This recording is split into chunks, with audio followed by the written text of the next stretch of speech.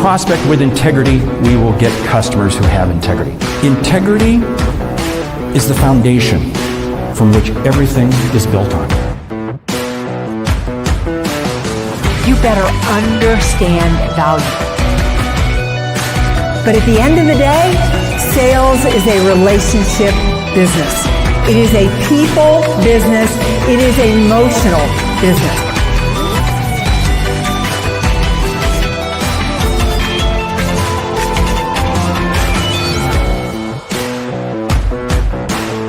This is Sales Logic. This is Sales Logic, the show where we dive into the strategies, discuss the steps, everything that you need to know to sell more effectively and logically. I got to start the show off today by saying a big congratulations to Mark and his beautiful wife, Ann. 45 years they have been married. I mean, Mark, you just don't hear about that anymore. Congratulations.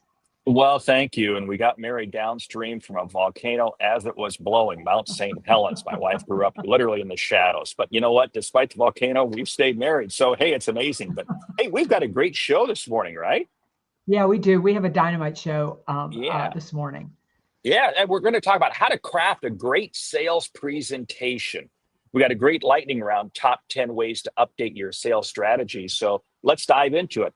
How do you craft a great sales presentation? Mayor, So Mark, love to hear your thoughts.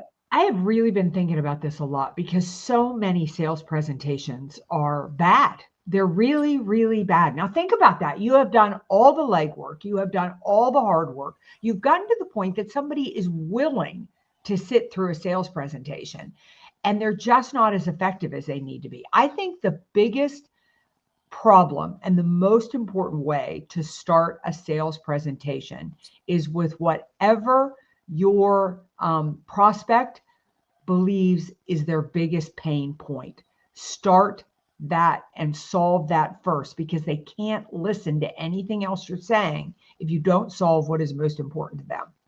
And that means starting it off with questions. I've said this for years. I said the best sales presentation ever made is the sales presentation never given, because you're not sitting there going through PowerPoint, but you're sitting there having a conversation, asking questions. It is. I love your point. What is the question that's going to get them talking about their pain, their problem, their issues? That's why you're having the meeting. They really don't want to buy anything. They got problems to solve. Yeah, I mean, I think, like, why are you making a sales presentation if you don't know what the problem is that you're trying? If you haven't had that conversation, you're still in discovery mode. You're not at sales presentation mode.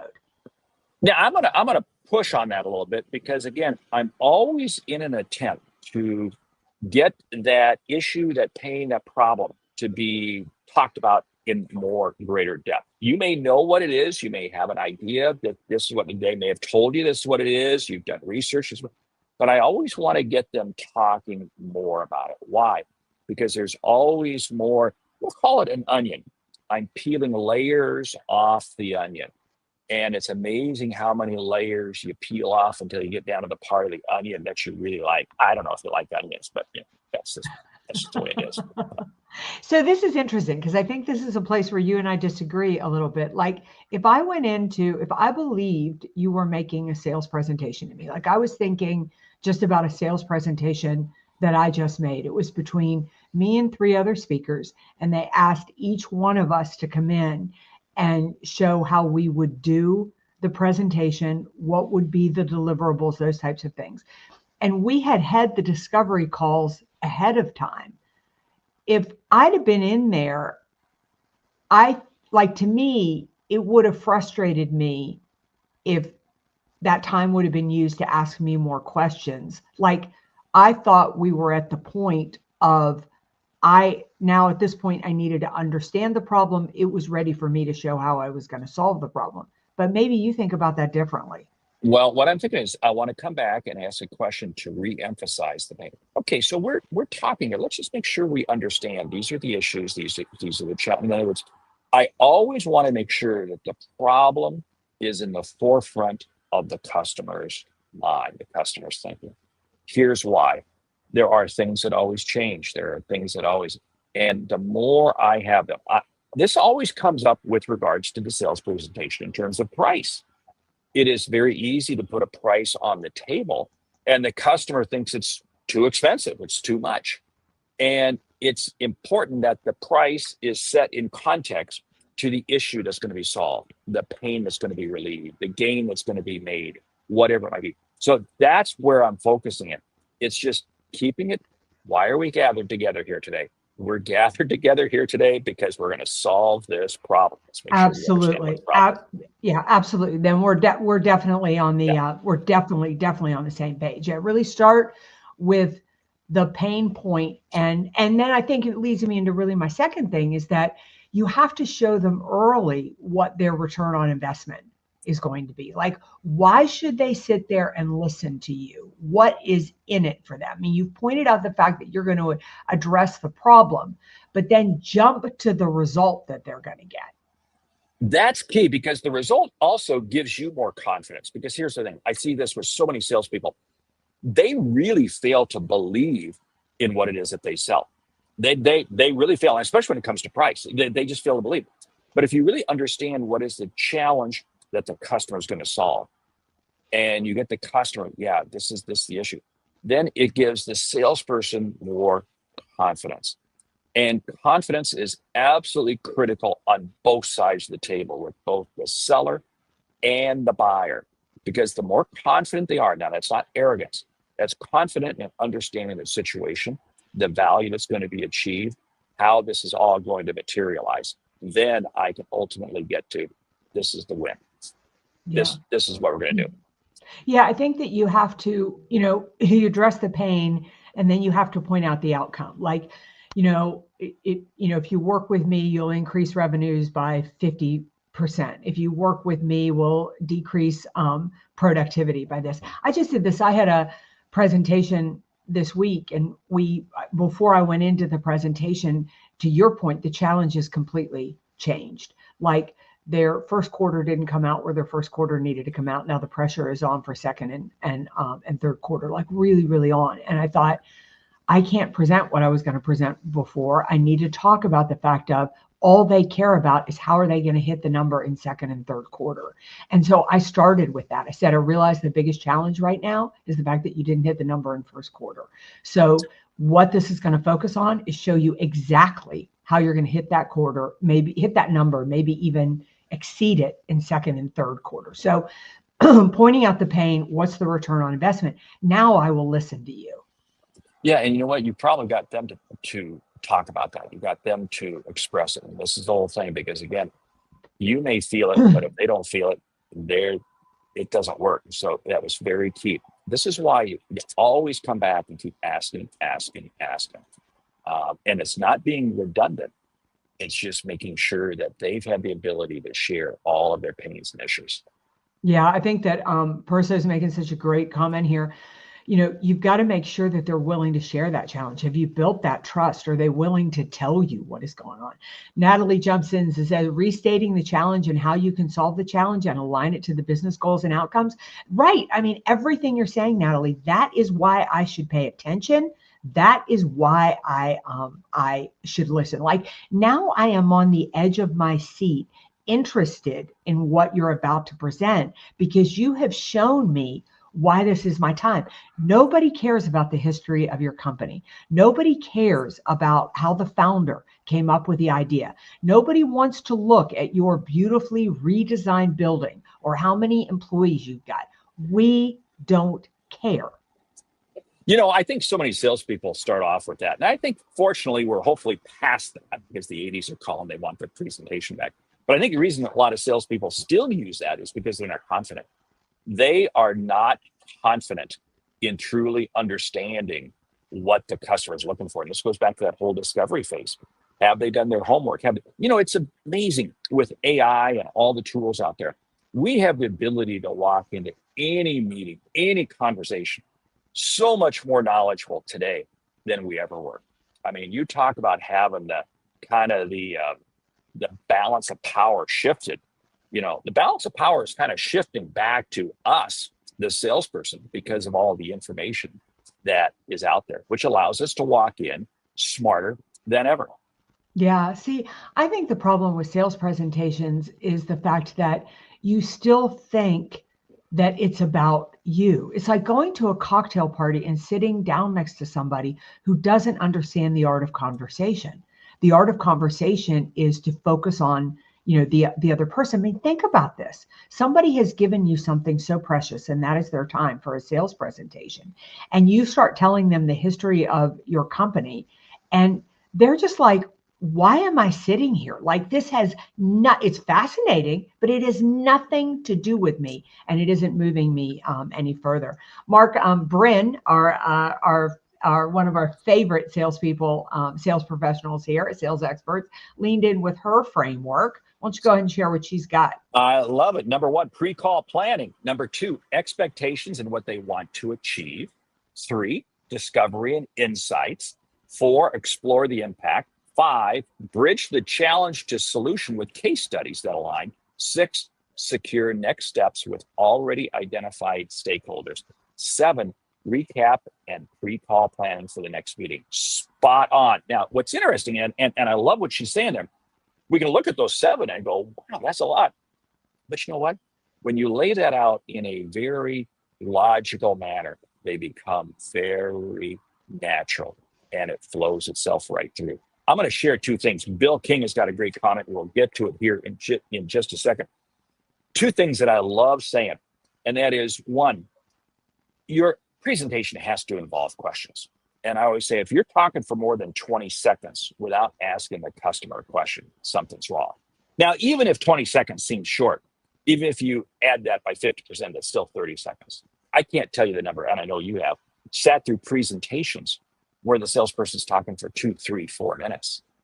Give me a break. That's death. That's death. No wonder there's no sale happening. The second piece is this. Short questions get you long answers.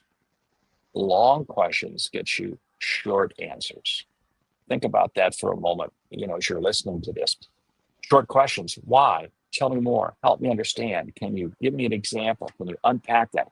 Those are questions that are going to get you long answers. That's what you want to get to.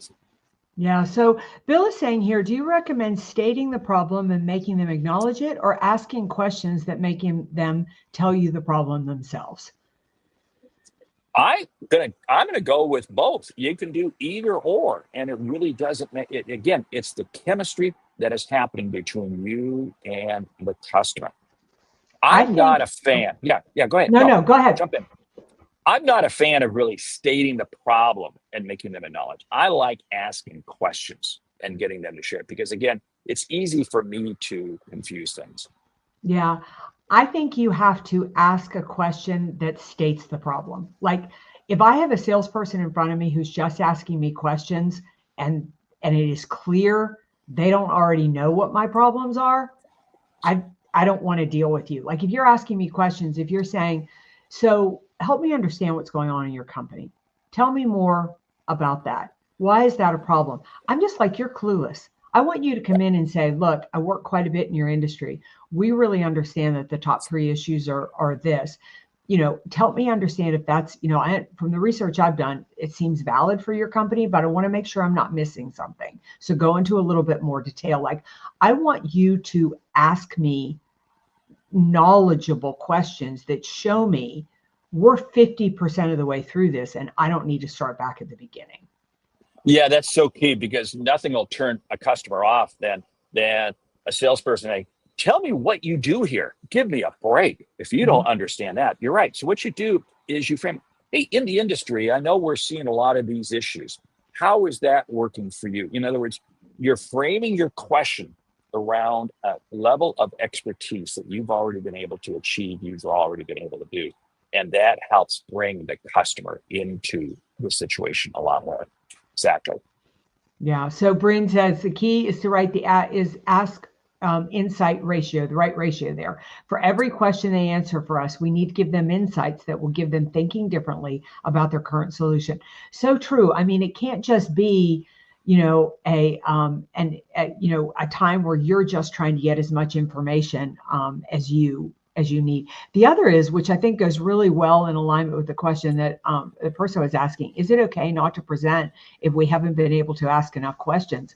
when they kind of give you the signal that you better get on with the program, you better get on with the program, because there is a point where you can ask them, this isn't about necessarily when you're ready. It's about when they're ready for you to give a pitch. I had this situation yesterday. I was on there, and it was a first call, and I could feel the energy shift about halfway through. They had enough questions from me. I needed to start to deliver on what I could bring to the table. I could have asked a million more questions, but I could feel the shift change with the people I had there.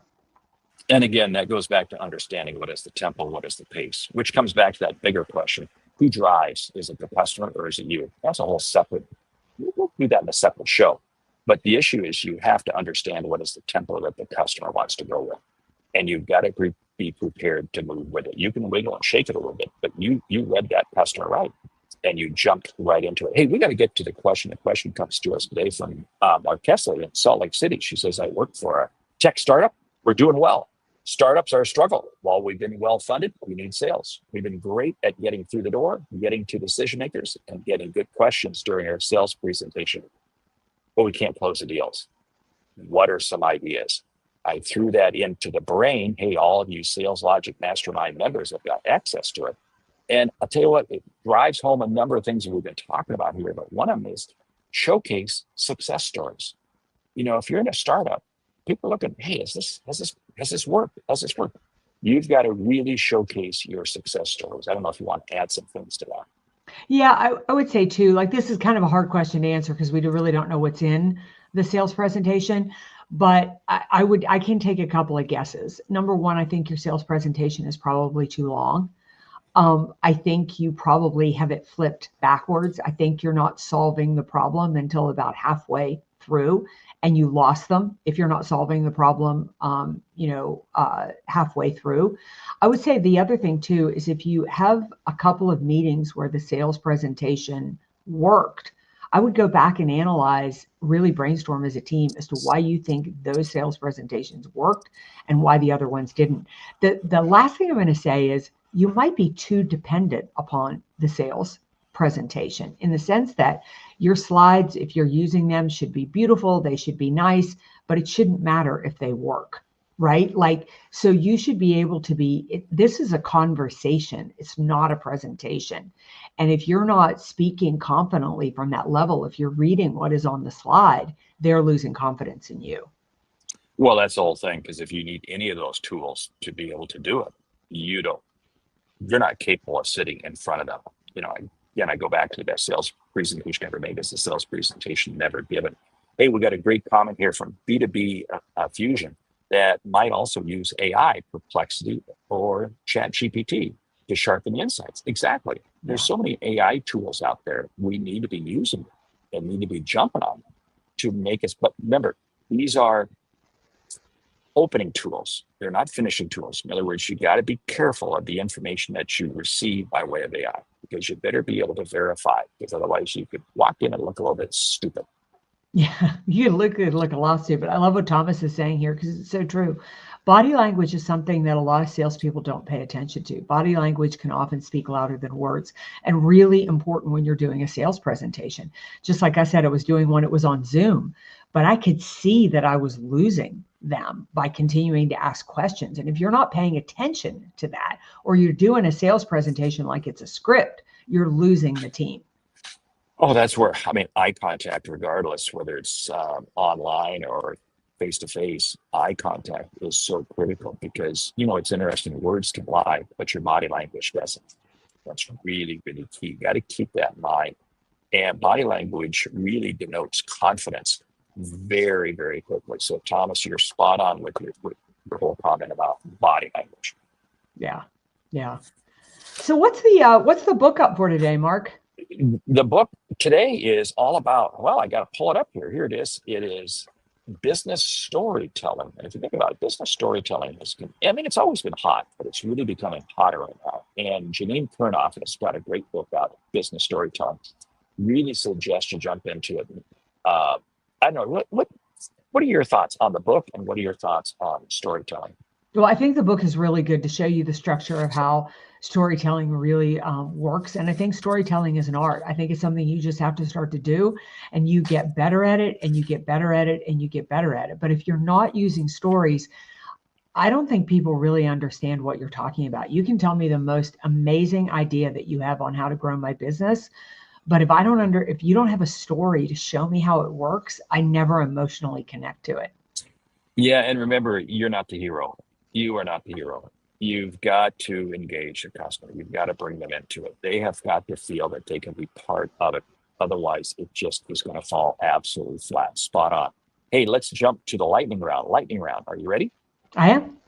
Top 10 ways to update your sales strategy. Go. Number one, spend the time looking at the last couple of months and seeing what worked in your sales strategy and what didn't. 2, put your sales strategy into various AI tools. See what AI tools come back. Perplexity, Chat, Plot, whatever. Because again, each one's going to come back with some different thoughts, different ideas. And again, these are just starting tools. They're not finishing tools. Yeah. I would say really take a good assessment of how the marketplace has changed. I think we're in such a great example of that right now, because what are the pain points that your customers were dealing with 6 months ago are very different from now. Number 4, look at what are the results that come out of it. In other words, what's the next step that comes out of it? Go back and look at your last 10 calls. What have been the results? What's changed? What's not working? Use that to assess what you need to change going into it. Yeah. Number 5, if you want to update your sales strategy, it's time to update your ideal customer profile. Really go back and look and see, is it still the right ideal customer profile, or has some things changed about that? Who's my ideal buyer? Number 6, look at how you ask your questions. What are questions that you need to change? What are questions you need to take out? Where do you need to build on more with your body language? I would say number 7, maybe look at your value proposition. It's probably time to update your value proposition and really ask, is it the right value prop? Does it solve the right problem? Number 8, ask yourself, what is it that you're sharing by way of email? What is it that you're sharing by way of your website? What is it that you're sharing in person? Do they all mirror and match each other? Do they build on each other? Because you can't have disjointed communication when you're sitting there face to face with your customer. Yeah. Number 9, look at how you track the data, read the data, review the data, and learn from the data.